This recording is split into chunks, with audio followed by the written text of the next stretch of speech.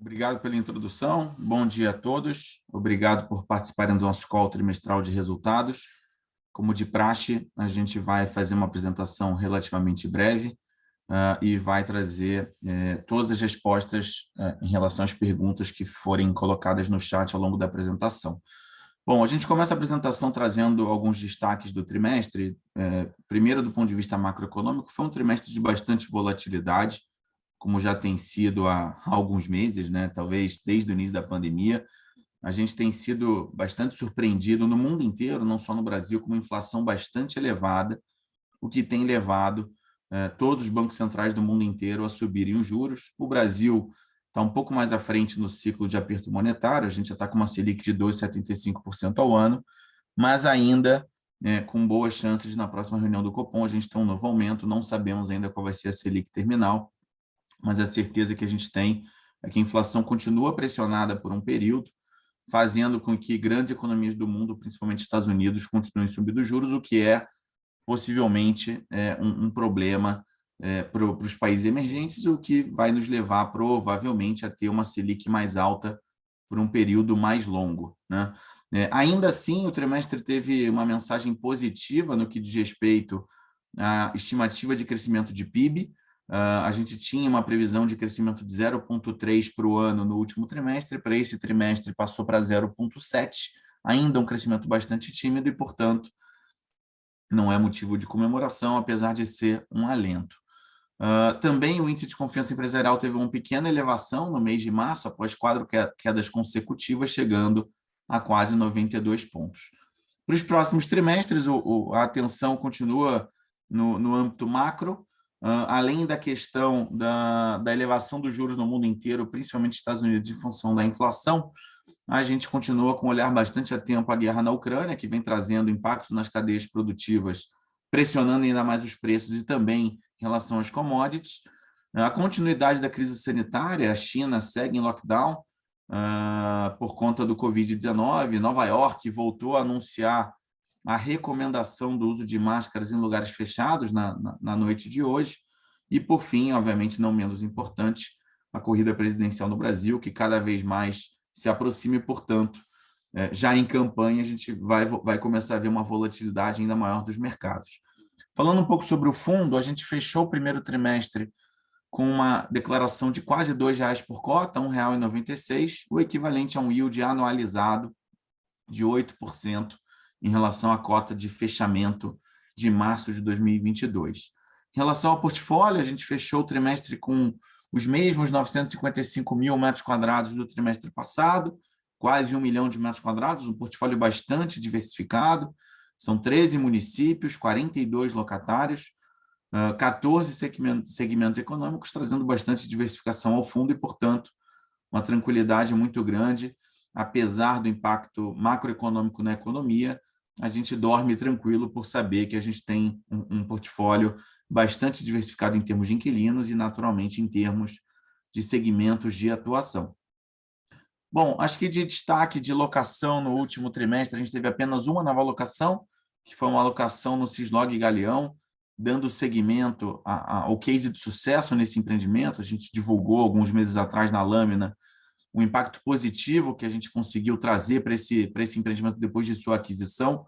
A gente comprou esse empreendimento com mais de 70% de vacância. Hoje essa vacância é da ordem de 20%. E tivemos mais uma nova locação nesse empreendimento no trimestre para a SOS Docs, com quase 2 mil metros quadrados de ABL.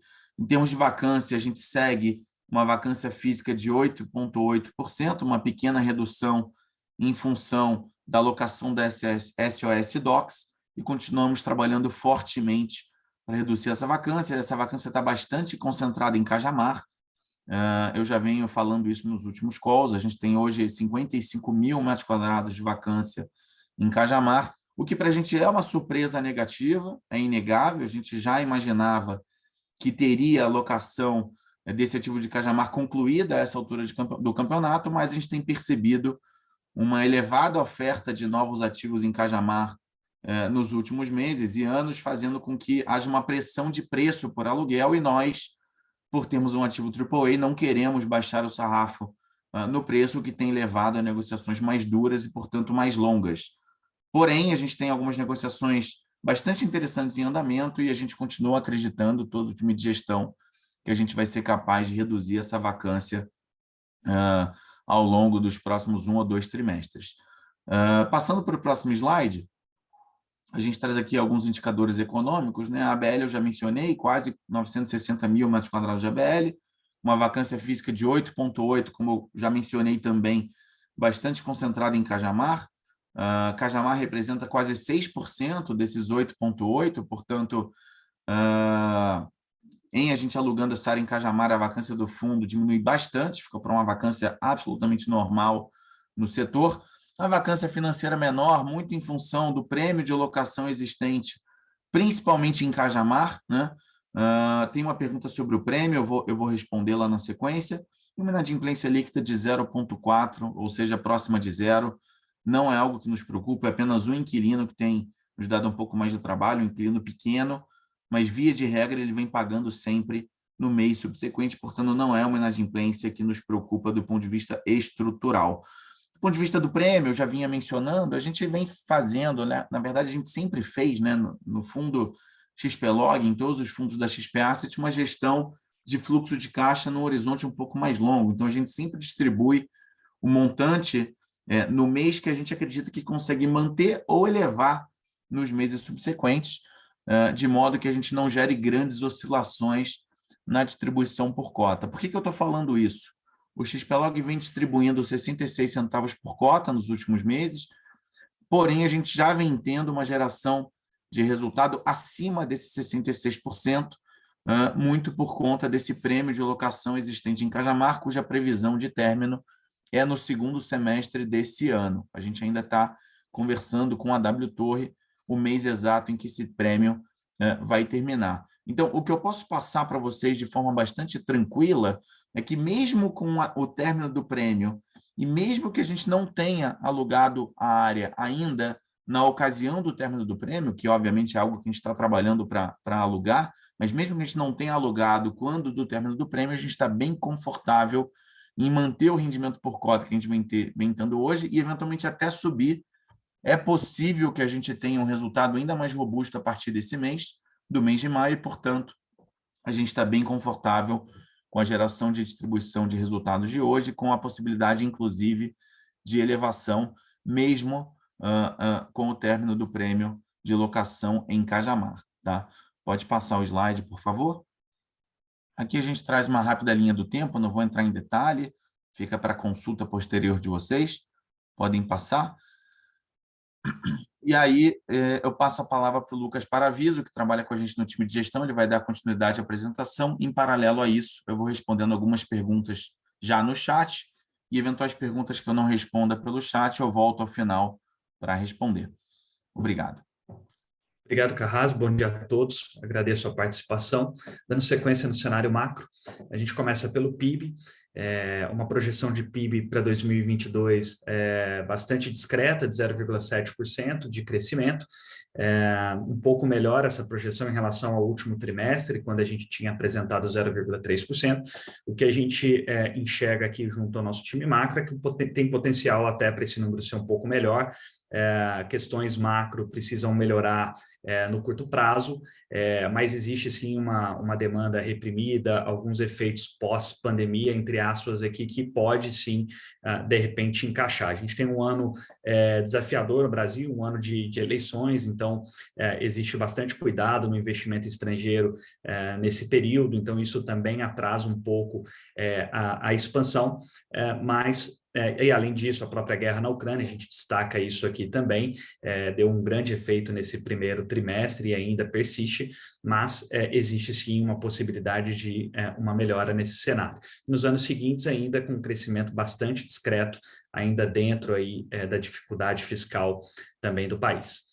Em relação à meta Selic, ela vem subindo nos últimos meses, chegou ao patamar de 12,75%, aqui principalmente visando controlar a inflação. A inflação está com uma pressão crescente muito grande, então a nossa expectativa aqui é que esse ciclo de elevação esteja chegando próximo ao seu máximo, né, ao topo, que deve girar em torno de 13%, algumas casas analisando até a possibilidade de 13,5%, mas a gente está perto, sim, desse final, e isso vai também trazer aí certo alívio, tá? A gente espera também que a inflação comece a reagir.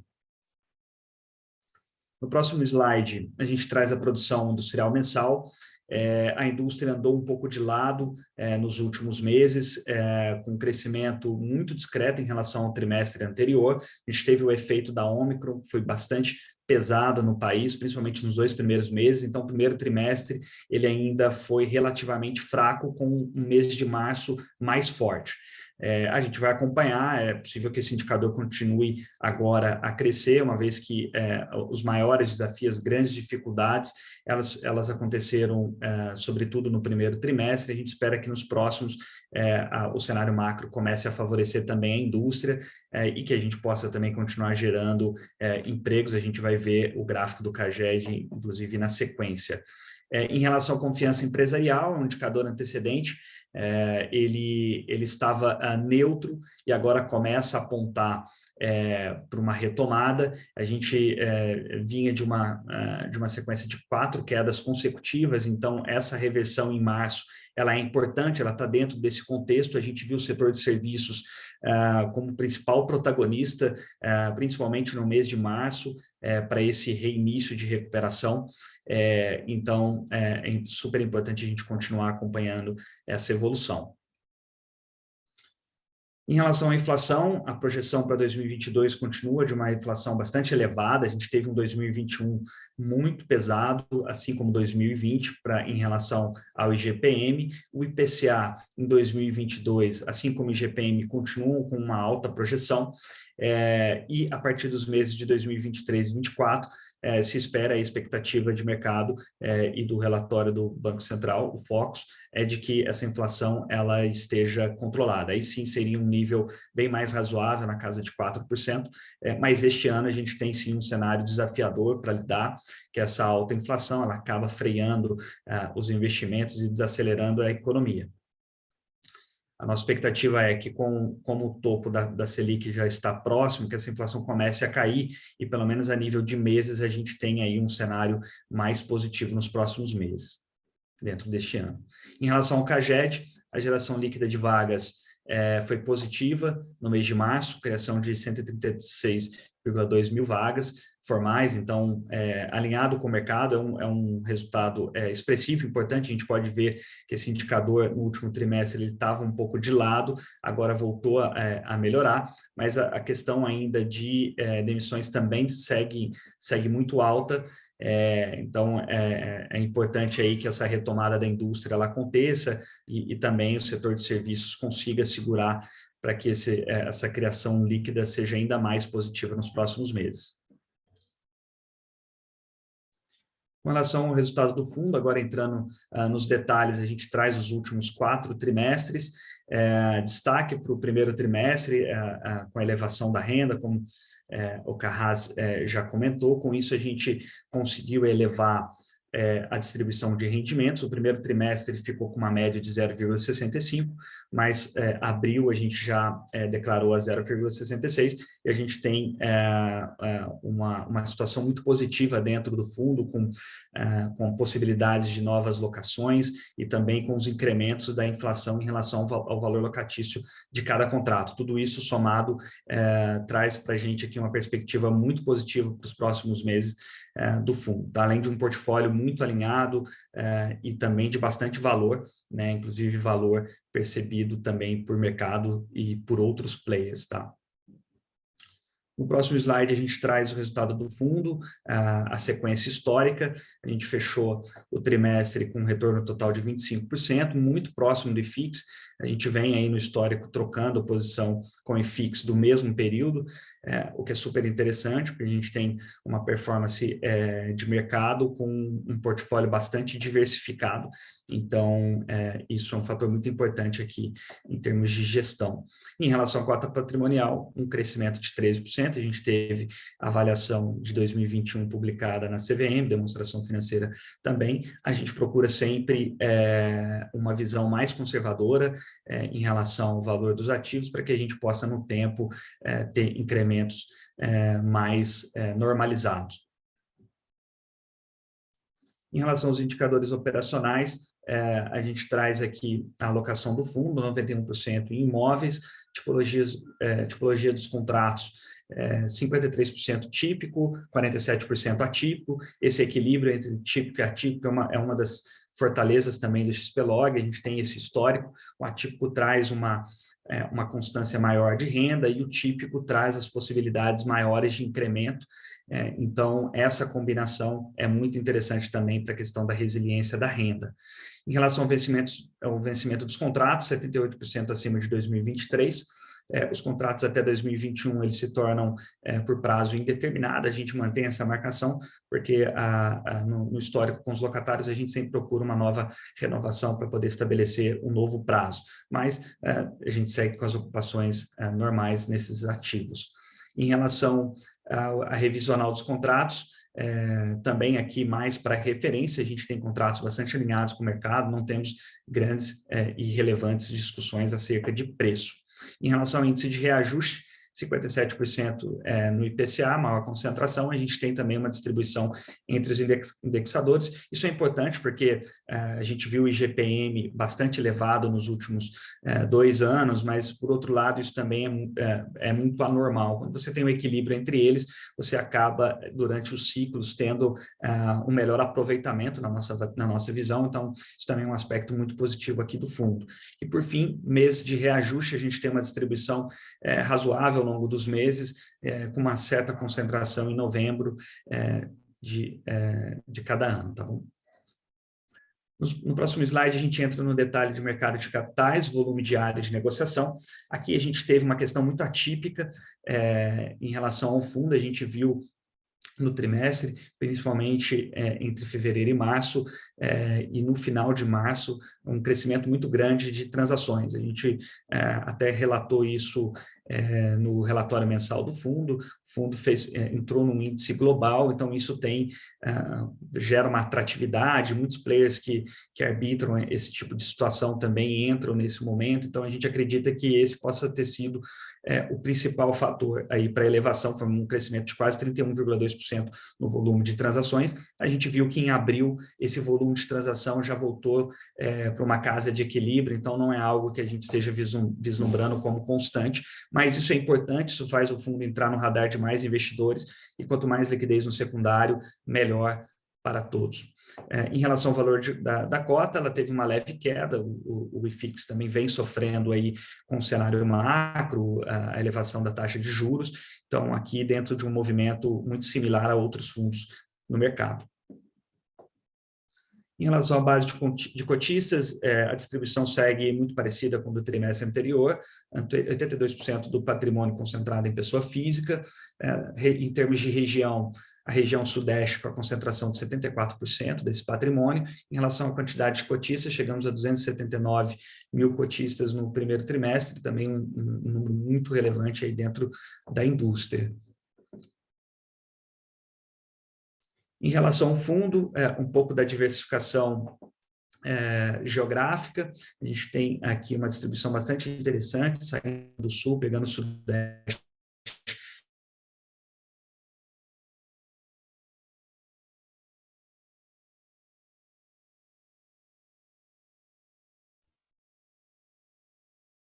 O Lucas travou. Eu não sei se foi só para mim ou se para todos. Se puderem me dar um oi aqui no chat, eu posso dar continuidade à apresentação. A gente tem 45% do comércio varejista. Aqui foi uma questão muito importante para o fundo durante a pandemia. Essa posição no comércio varejista tem muita relação com o e-commerce. Então, esse aspecto também foi bastante positivo aqui em relação à renda. E, por fim, um resumo dos números aqui principais. Essa inadimplência, inclusive, ela com alguma frequência, ela se repete entre mês. mas ela, por exemplo, já foi quitada novamente, então é uma situação ali que a gente vem lidando, mas nada estrutural, e o próprio locatário também muito proativo no sentido de tentar a resolução e também avisar quando não vai conseguir fazer o financeiro.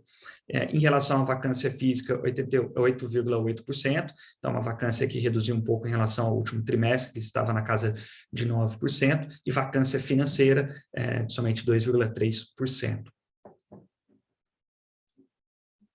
No próximo slide, a gente traz os detalhes de cada imóvel performado. Isso tem também no relatório mensal. Aqui, com o tempo, vocês podem aprofundar. Em relação aos imóveis em construção, a gente traz as fotos atualizadas, inclusive de abril mesmo, aqui dos 2 ativos, as obras do especulativo Extrema, previsto aí para entrega no final do ano, e também a expansão Leroy, bem nas costas do CD principal da Leroy, também segue aí dentro do cronograma, vai ser uma área adicional muito importante ali na operação logística desse locatário. Por fim, a gente traz o contas a pagar via NE Logística, lembrando, o XPlog Invest, ele detém 100% das cotas do NE Logística, então a gente aqui, para fim de apresentação, demonstra esse fundo consolidado, que a gente possa ter um portfólio único, um saldo de 52,5 milhões do saldo devedor, a gente vem pagando isso ao longo do tempo, CDI mais 1,75% ao ano de taxa. A gente finaliza aqui a apresentação do conteúdo. Eu volto a palavra para o Pedro Carras, para a gente verificar se tem ainda alguma pergunta em aberto. Muito obrigado. Obrigado, Lucas, pelas explanações e explicações. Eu respondi uma série de perguntas ao longo da sua apresentação. Portanto, aqueles que fizeram perguntas no chat, por favor, verifiquem. Vou responder as últimas que surgiram aqui nos últimos minutos. E, na sequência, eu faço as considerações finais. O Roberto faz uma pergunta, né? Qual a visão da gestão para aquisições de imóveis via alavancagem, geração de CRIs, com foco em spread positivo, para trazer mais resultado aos cotistas? Roberto, a gente vê com bons olhos a possibilidade de fazer transações alavancadas, desde que, número 1, seja em patamar de alavancagem saudável, que a gente julga ser na casa de 25% a 30%, do total de ativos do fundo. No caso desse fundo, o nosso nível de alavancagem é bem menor, a gente praticamente não tem alavancagem, estamos falando de 50 milhões em cima de um fundo de 3 bilhões de patrimônio, portanto, sob a ótica de percentual de alavancagem, a gente veria espaço. Por outro lado, outro índice que a gente tem que estar olhando bastante de perto, outra questão que a gente está olhando bastante de perto é, obviamente, o cenário macroeconômico, com inflação últimos 12 meses de 11%, e ainda uma pressão elevada, inflacionária nos próximos 12 meses, e com CDI a 12,75, com altíssimas chances de ficar entre 13,25 e 13,75, a gente não entende ser possível fazer transações alavancadas de forma accretive, porque dificilmente a taxa de retorno do imóvel vai ser superior ao custo nominal da dívida. Então, neste momento, a gente prefere não olhar para estruturas de alavancagem aqui no fundo, apesar de julgar ser um artifício interessante ao longo do tempo. O Mauro pergunta sobre o índice global que a gente participou. É um índice da FT Russell, é um índice passivo, onde basicamente, com base em alguns critérios que passam por liquidez, tamanho, retorno, ele compra de forma passiva alguns índices, alguns ativos no mundo inteiro, e 5 ativos da nossa indústria de fundos imobiliários aqui no Brasil já integram esse índice, tá? São 2 fundos do Kinea, o KNRI e o KNCR, se eu não estou enganado, o Iridium, o HGLG, que é o fundo de logística do Credit Suisse, e o XPlog. São os únicos 5 fundos imobiliários do Brasil que integram esse índice. Esse índice é rebalanceado de tempos em tempos, portanto, possivelmente outros fundos passarão a integrar no futuro. E aí o impacto dele na liquidez é que esse índice ele tem que comprar a posição efetivamente, né? Quando ele fala, bom, o XPlog tem que fazer parte da minha carteira, ele compra a posição no XPlog. Então, ele contrata uma série de formadores de mercado gringos, nesse caso, JP Morgan, Morgan Stanley, dentre outros, que vão comprando participação no fundo, cotas, ao longo de alguns dias, e ao final desses dias existe um block trade no final do pregão. Se eu não estou enganado, foi no dia 18 de março de 2022, para quem tiver mais interesse, vocês vão reparar que teve um volume absolutamente atípico no final do pregão, justamente porque esse fundo montou uma posição da ordem de 70 milhões de reais no fundo, o que justifica o aumento da liquidez no trimestre. Tá? O José faz uma pergunta sobre o especulativo extremo. Temos uma expectativa para o valor de metro quadrado proporcional ao fundo para possível locação, estimativa de cap rate planejado do negócio. José, a gente fez uma transação com uma previsão de locação na casa dos R$23 por metro quadrado, mas a gente acredita fortemente ser capaz de alugar por um valor até superior a esse valor de R$23. A gente tem algumas negociações em andamento, ainda não concluídas, obviamente, quando concluídas, serão comunicadas ao mercado, e em conseguindo alugar acima de R$23, a gente tem tudo para ter um cap rate entre 8,5% e 9% nesse ativo. Tá? O Paulo pergunta se a gente tem planos de adquirir mais imóveis no Nordeste. Paulo, a gente está sempre olhando oportunidades no Brasil inteiro. A gente é absolutamente agnóstico em relação à região geográfica, tanto para comprar como para vender. Eu acho que a gente está aqui para fazer um bom trabalho para vocês, cotistas, seja para comprar, seja para vender. Os ciclos imobiliários, eles são como uma senoide, né? O ciclo imobiliário segue sempre essa senoide, portanto, a gente está sempre olhando boas oportunidades de comprar ativos quando com bom preço e também boas oportunidades de vender ativos quando com bom preço, independente da região. Então, Nordeste está sempre no foco, seja para comprar, seja para vender, assim como outras regiões do Brasil. Tá? E obrigado, José, pelo elogio sobre a visão da alavancagem.